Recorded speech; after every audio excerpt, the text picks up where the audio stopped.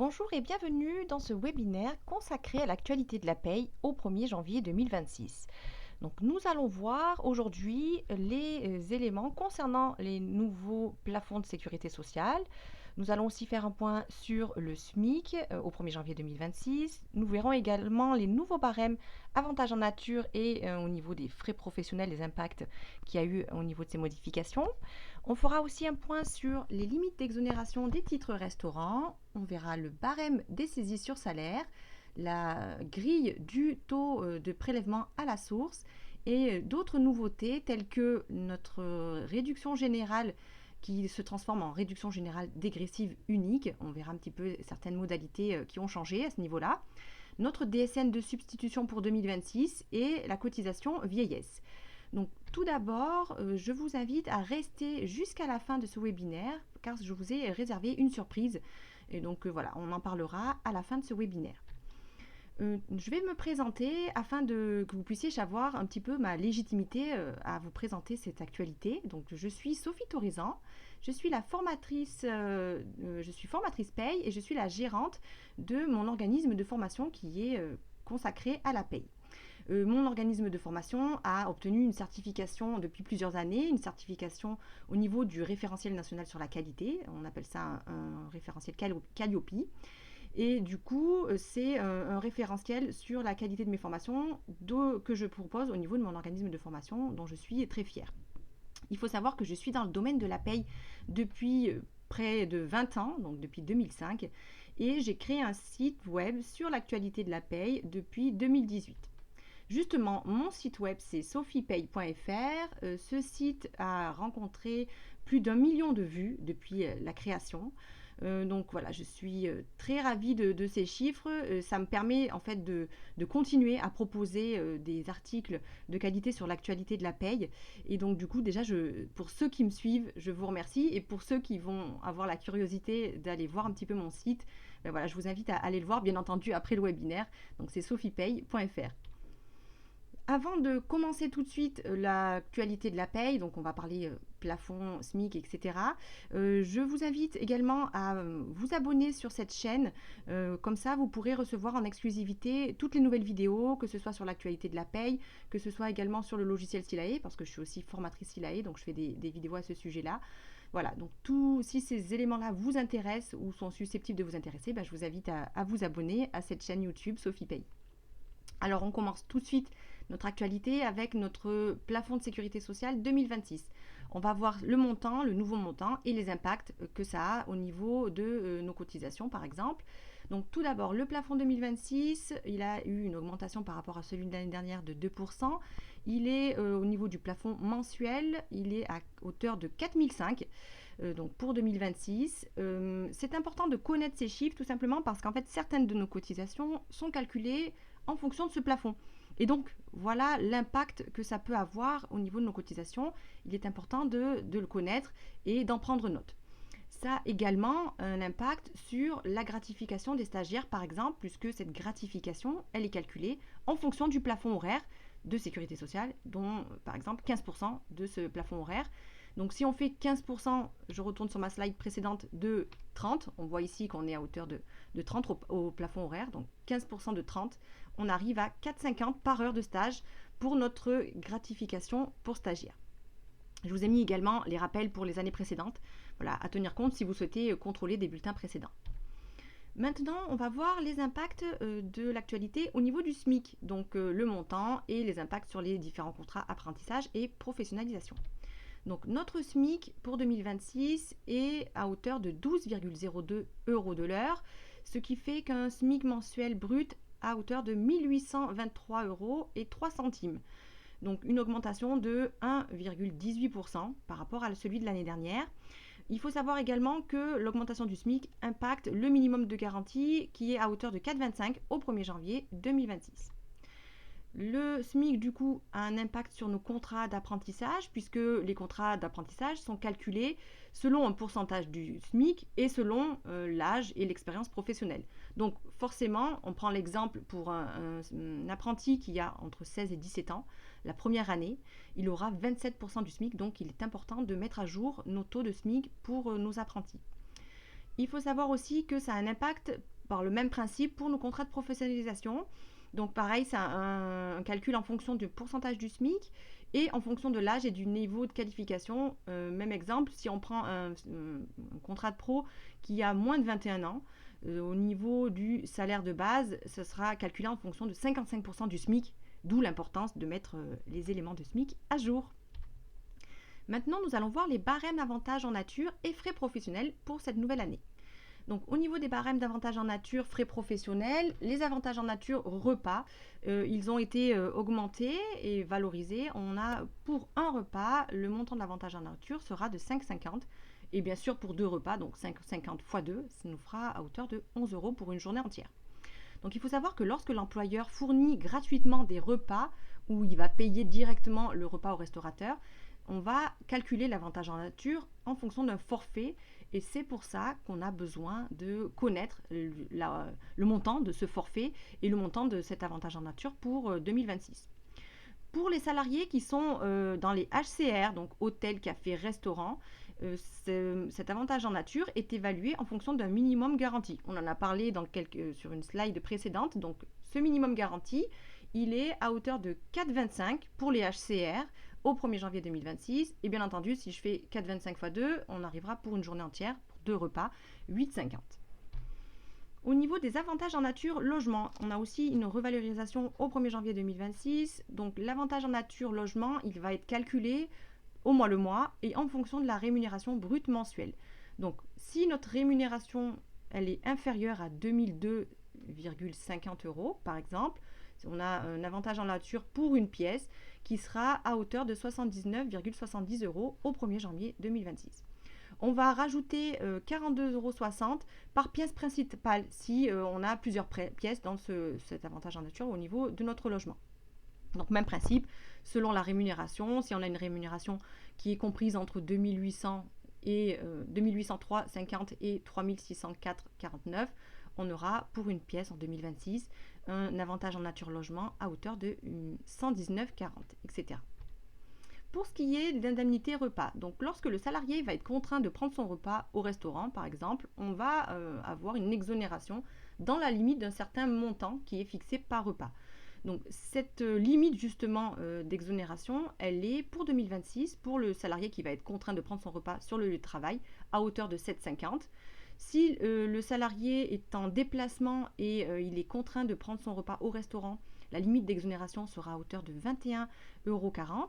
Et pour le salarié qui est en situation de déplacement et qui ne sera pas contraint de prendre son repas au restaurant, la limite d'exonération sera à hauteur de 10,40 €.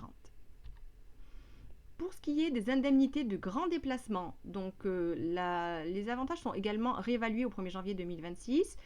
Pour les 3 premiers mois, par exemple, l'avantage est pour le repas 21,40 €. Si le logement est pris et le petit déjeuner dans les départements tels que Paris 92, 93, 94, ça sera réévalué à hauteur de 76,60 €. Et si ça concerne les autres départements, on sera au niveau de ce forfait à 56,80 €. Maintenant, nous allons voir la limite d'exonération des titres restaurants.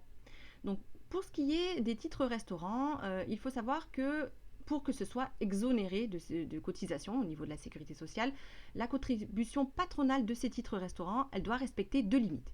Donc, elle doit être comprise entre 50 et 60% de la valeur du titre et elle doit également ne pas excéder une limite maximale d'exonération de la part patronale. Donc, cette limite d'exonération, au 1er janvier 2026, elle est réévaluée à hauteur de 7,32 €.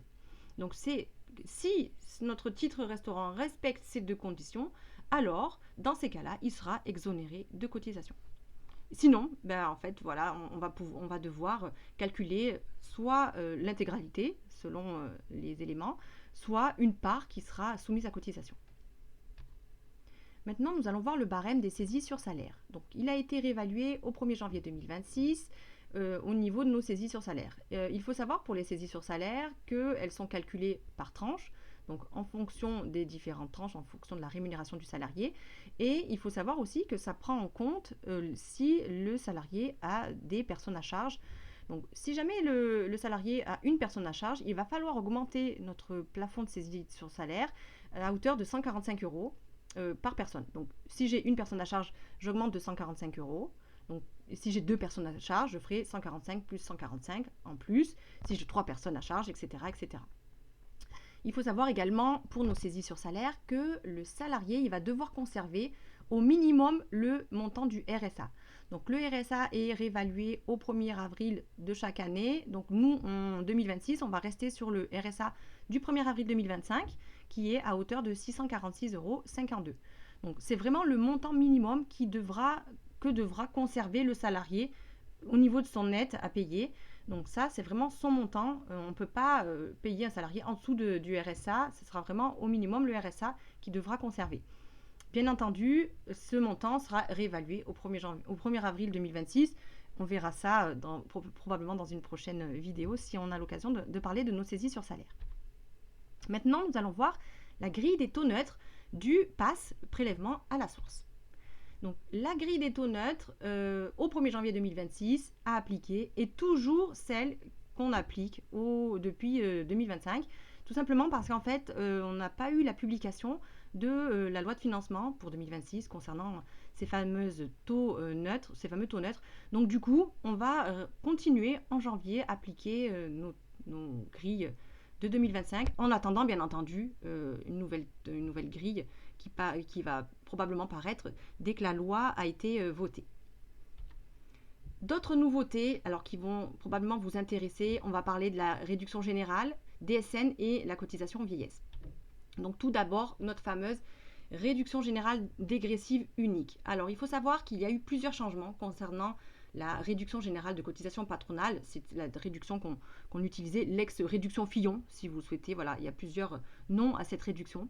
Donc elle a subi un gros changement au 1er janvier 2026. Tout d'abord, il faut savoir qu'on a une suppression de la réduction sur les taux de cotisation patronale d'assurance maladie et de cotisation patronale d'allocation familiale.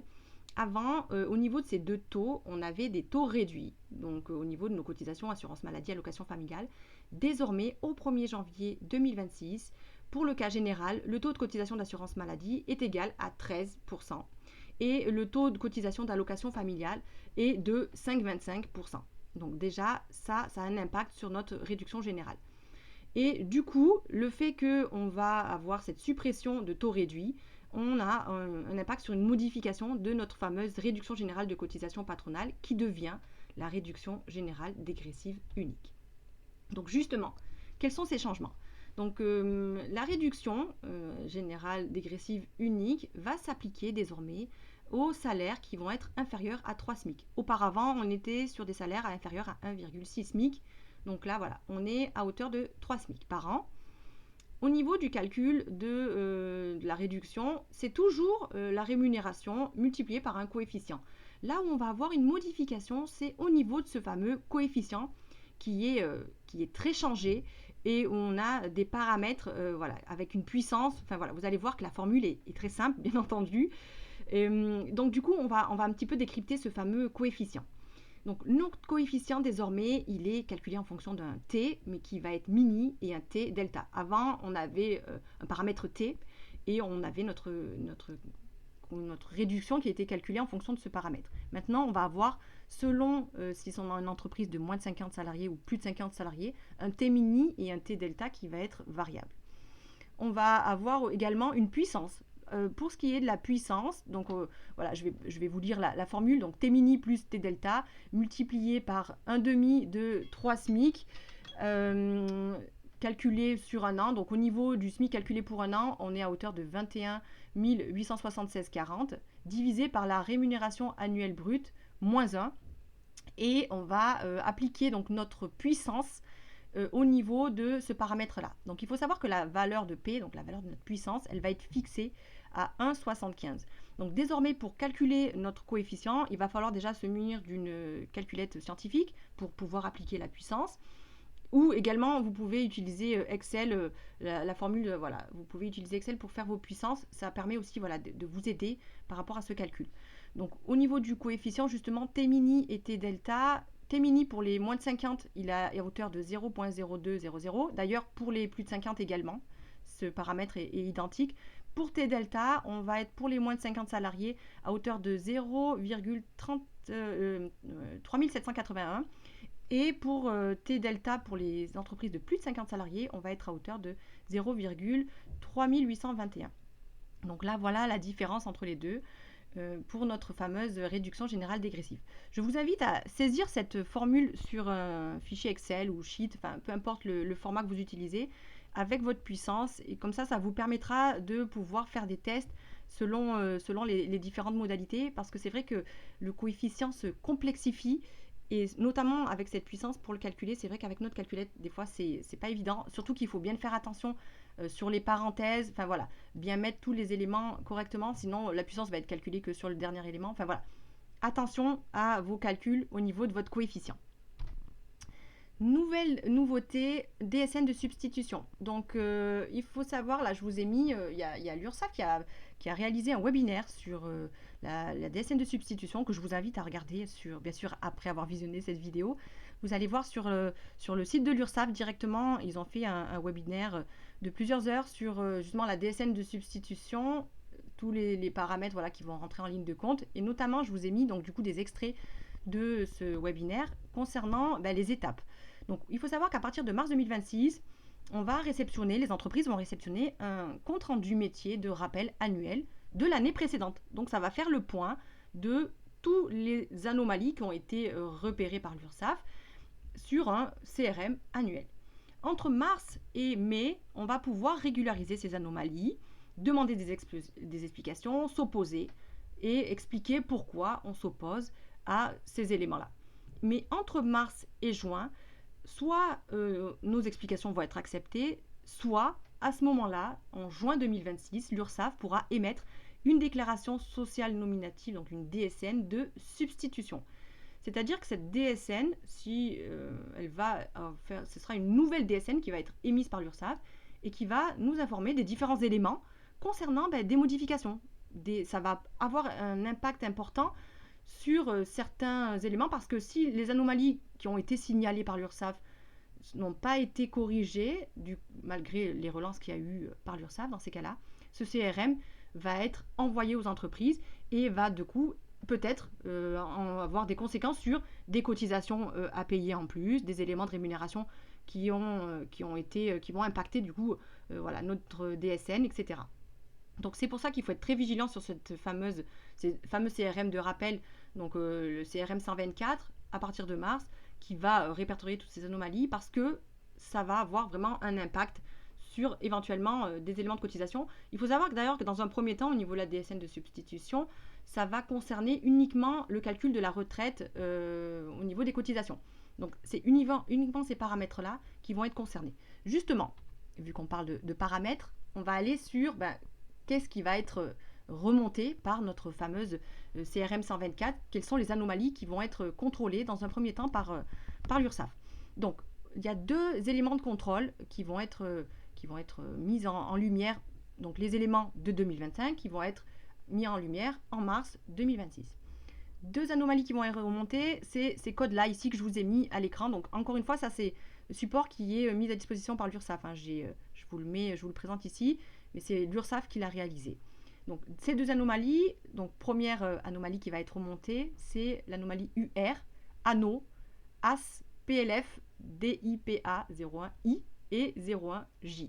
Donc comme ça paraît assez complexe au niveau de ce code, mais ce qu'il faut comprendre, c'est quand on a une anomalie de ce type, UR par exemple, c'est l'URSSAF, ANO pour anomalie, AS, ça concerne l'assiette, PLF du plafond, et ensuite on va avoir un autre élément qui concerne du coup DUPA 01I, donc c'est un contrôle qui va être appliqué aux salariés à temps plein et aux salariés à temps partiel avec IJ, donc 1J, pardon. Donc ces éléments-là, cette codification, d'ailleurs si vous voulez plus d'informations sur les codifications, vous pouvez aller voir sur le site de l'URSSAF, sur le site de Net Entreprise, où vous avez tous les détails sur les anomalies, comment elles sont expliquées, enfin voilà. C'est important de comprendre en fait ce que nous dit l'URSSAF. C'est vrai que ces messages sont assez cryptés entre guillemets, mais quand on a compris ce que ça signifie, ils sont assez clairs, puisque là on va vraiment se focaliser sur des éléments de retraite, comme on l'a vu dans la slide précédente, au début, c'est vraiment focalisé sur le calcul de la retraite. C'est vraiment ces éléments-là qui vont être concernés par ce rappel.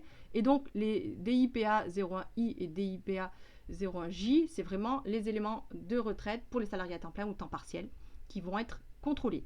Au niveau des différents éléments, ce qu'il faut retenir, c'est que on va avoir des éléments qui vont être contrôlés au niveau de la régularisation progressive.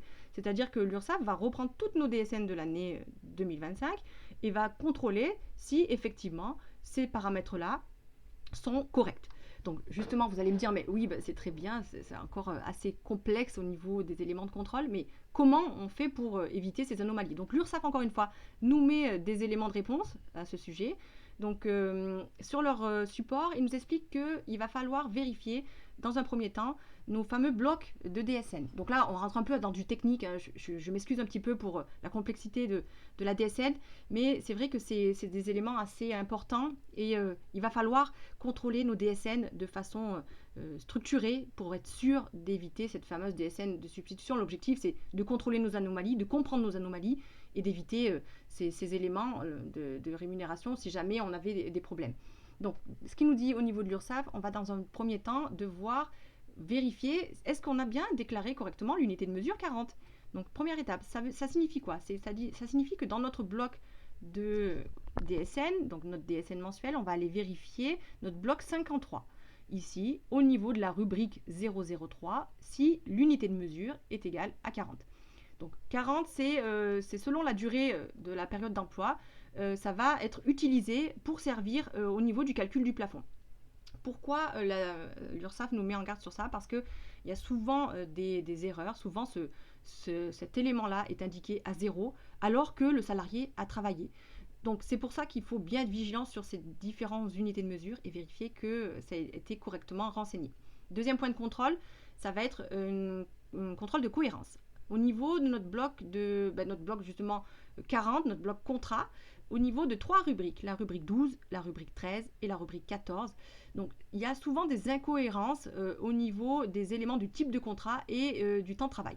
Par exemple, on va avoir un type de contrat pour un salarié qui va être à temps plein, ou plutôt, l'anomalie va être surtout sur nos temps pleins, nos temps partiels. Un exemple, on va avoir un salarié qui a un contrat qui est indiqué à temps partiel, mais au niveau du temps de travail, il y a marqué 151h67. Donc là, c'est une première incohérence. Il ne peut pas être à 151h67 et à temps partiel. C'est quelque chose qui est incohérent au niveau de la DSN. Et c'est à ce niveau-là où il va falloir vérifier si les éléments ont été correctement renseignés. Un autre élément où il va falloir être vigilant, c'est au niveau des heures complémentaires dans notre bloc 51, donc au niveau de la rubrique 012. Ici, vous avez, donc toujours c'est pareil, c'est S21, G00, 51, 012. Au niveau du type 017, il va falloir vérifier que les heures au niveau du mois ont été prises en compte pour leur assiette de cotisation. Ça, c'est quelque chose aussi à contrôler au niveau de nos heures complémentaires. Donc, ce qu'il faut faire, ce que nous conseille l'URSSAF, c'est de l'anticiper. Toujours corriger les anomalies au fil de l'eau. Ça permet d'éviter cette fameuse substitution. Donc, à chaque fois que vous avez des CRM, des anomalies qui sont remontées par l'URSSAF, regardez-les. Je sais que ça prend beaucoup de temps, mais faites-le parce que c'est des éléments qui, après, vont vous avoir des impacts. Notamment, après, on a notre DSN de substitution qui pourrait arriver en juin 2026. Donc, pour éviter cela, dès que vous avez des CRM, des anomalies qui sont remontées par l'URSSAF, corrigez-les, regardez dans votre logiciel, corrigez-les, ou bien aussi contactez votre staff pour savoir, non, mais là, je ne suis pas d'accord, etc. Voilà, il y a toujours possibilité de dialoguer et d'avoir des explications et de s'opposer et de motiver ces oppositions au niveau de l'URSSAF, mais ne laissez pas intraiter ces éléments, il faut vraiment les traiter, les regarder, les suivre. Enfin voilà le gros conseil que je peux vous donner au niveau de cette DSN de substitution. Donc, pour terminer, un peu plus de légèreté sur notre dernière nouveauté, la cotisation vieillesse. À compter du 1er janvier 2026, le taux patronal de notre cotisation d'assurance vieillesse déplafonnée augmente. Il est passé de 2,02 à 2,11.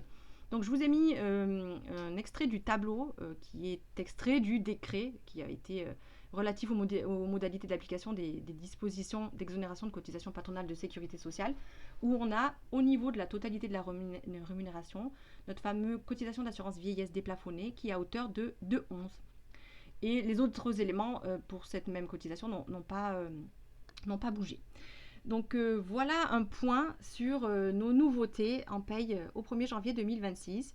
Donc, j'espère que ce webinaire vous a plu, vous a intéressé. Si jamais vous avez des questions, je vous invite à me les poser en dessous de la vidéo. Voilà, n'hésitez pas me poser toutes vos questions, je serai ravie d'y répondre. Je vous remercie d'avoir visionné ce webinaire jusqu'à la fin. Et justement, je vous avais parlé en début de webinaire d'une surprise que je vous réservais. Vous allez pouvoir télécharger ce support dessous la vidéo. Je vous mets à disposition donc le lien pour télécharger le support. Et autre chose, je vous invite aussi à télécharger un mémo que j'ai mis à disposition, donc un mémo avec tous les chiffres utiles pour la paye, donc un mémo de plusieurs pages qui est très complet. Donc, juste en échange, je vais vous demander en fait votre adresse email pour pouvoir vous l'envoyer directement dans votre boîte mail. Et grâce avec vos informations, je pourrai également vous envoyer toute l'actualité de la paye directement, voilà, par mail également. Donc, si ça vous intéresse, je serai ravie de vous envoyer tous ces éléments-là. Vous verrez toutes les informations juste en dessous dans les commentaires, juste avant les commentaires, dans la description de cette vidéo. En attendant, je vous souhaite de passer une bonne début d'année 2026 et je vous dis à très bientôt pour une nouvelle vidéo. Au revoir.